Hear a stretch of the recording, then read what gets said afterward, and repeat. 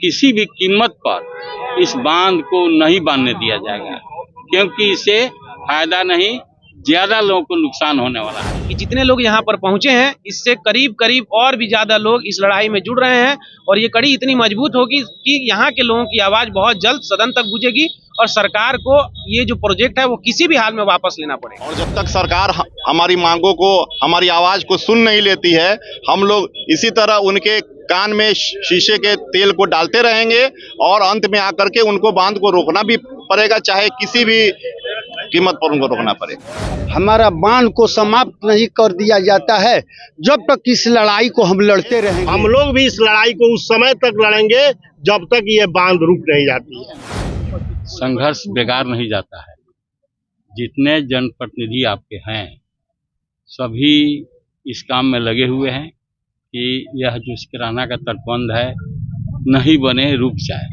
सभी लगे हुए हैं, यहाँ की आम जनता भी लगी हुई है, साथ साथ नीचे से लेकर ऊपर तक जितने जनप्रतिनिधि हैं, कुछ को छोड़कर, अब बात को छोड़कर सभी लगे हुए हैं। इसका फल भी अच्छा रहेगा, अच्छा फल इसका होगा और निश्चित रूप से बांध जो है रुकेगा। और हम लोग तैयार हैं इस बांध के लिए कि किसी भी कीमत पर, जनबल के आधार पर। आपने सुना होगा कि काम शुरू हो गया था और उसको रोका गया और उसके बाद उसी समय से काम रुका। जिला पदाधिकारी जांच में आए और जांच करके वो चले गए। उसके बाद क्या रिपोर्ट उनकी है, सरकार को क्या कहा है, लेकिन इतना तो हमने सुना कि ठेकेदार को उन्होंने कह दिया था कि अभी काम रोक करके रखिए, रुका हुआ है। तो इस तरह से यहाँ की जनता कटिबद्ध है कि यह बांध नहीं बने और इसके लिए संघर्ष के लिए तैयार है। हम लोग भी तैयार है। मैं आपको आश्वस्त करता हूँ कि किसी भी कीमत पर इस बांध को नहीं बांधने दिया जाएगा, क्योंकि इससे फायदा नहीं, ज्यादा लोगों को नुकसान होने वाला है। लोग विस्थापित हो जाएंगे, जमीन बंजर हो जाएगी। इस तरह से यह फायदेमंद नहीं है। बांध बनाना घाटा का काम है और ये कुछ लोग के स्वार्थ की देन है। आपको पता होगा कि 80 में ही बांध रुक गया था, योजना बंद हो गई और उसके बाद 44 वर्ष के बाद पुनः शुरू हो गया। इसमें कुछ है स्वार्थी जो जनप्रतिनिधि हैं उनका हाथ है। अपने लाभ के लिए उन लोगों ने इस योजना को शुरू करवा दिया अचानक। किस तरह से मजबूती के साथ यहाँ दोनों तरफ की जनता जो है, बांध के भीतर, बांध से उत्तर की जनता तमाम जो है मुस्तैदी से खड़ी है। एक दो आदमी कहीं कुछ बोल देते हैं, इसका कोई महत्व नहीं होता है। बहुमत जनता इसके पक्ष में है कि बांध रुक जाए और रुकना है इसको। कुछ ग्रुप खेला जा रहा है कि ये राजनीतिक तौर पे कर दिया जा रहा है। यहाँ कोई राजनीति नहीं है, आपको पता है, दिख रहा है यहाँ पर। इसमें भाजपा के लोग भी हैं, जदयू के लोग हैं, आरजेडी के लोग हैं, सभी दल के लोग इसमें हैं। कोई राजनीतिक बात इसमें नहीं है। सभी मिल करके लड़ रहे हैं इस लड़ाई को कि बांध रुक जाए। जटवा पुल के पास ये जो धरना प्रदर्शन जो चल रहा है, बांध को रोकने के लिए सब लोग एकजुट होकर यहाँ पर एकत्रित हुए हैं और अपना विरोध दर्ज कर रहे हैं। ये कोई किसी पार्टी का कोई सभा नहीं है, इसमें सभी पार्टी के लोग मौजूद हैं। जनसुराज है, आरजेडी है, जदयू है, भाजपा है, सभी पार्टी के लोग हैं। यहाँ पर पूर्व प्रतिनिधि के साथ साथ वर्तमान प्रतिनिधि लोग भी यहाँ पर मौजूद है और सभी लोग एक साथ मिलकर एकजुट होकर इस जनता की लड़ाई में सहयोग कर रहे हैं। हमारी मांग है कि हमारी जो यहाँ की समस्या है, जो यहाँ के लोगों की बात है, ये सदन तक पहुँचाई जाए और जो भी यहाँ पर जो हमारे गार्जियन बैठे हैं, जो संघर्ष समिति के लोग बैठे हैं, जो आदेश देंगे, आगे हम लोग का संघर्ष ऐसे ही जारी रहेगा।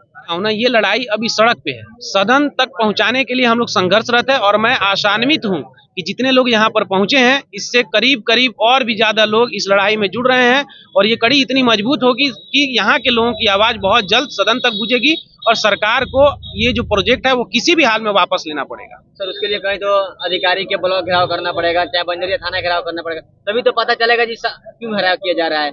ये पूरे क्षेत्र की जनता है, पूरे क्षेत्र की जनता एक जगह बैठी है, इकट्ठा है, प्रदर्शन कर रही है, तो कहीं ना कहीं ये भी एक घेराव का हिस्सा है, ये भी एक प्रतिशोध का एक हिस्सा है। धरना हो रहा है बांध रोकने के लिए। हमारा एक सूत्री प्रोग्राम है। ये सिकराना तटबंध रोको समिति के बैनर के तरफ से ये तमाम जनता को बुलाया गया है। जब तक हमारी मांग नहीं पूरी हो जाती है, ये पूर्ण रूप से जब तक ले हमारा बांध को समाप्त नहीं कर दिया जाता है, जब तक इस लड़ाई को हम लड़ते रहेंगे। और इसके लिए हमको जो कुछ भी करना करो, हम करने के लिए हम तैयार हैं और हमारे साथ में जनता भी आवाज देने के लिए तैयार है। मेरा एक मांग है, ये बांध रोको।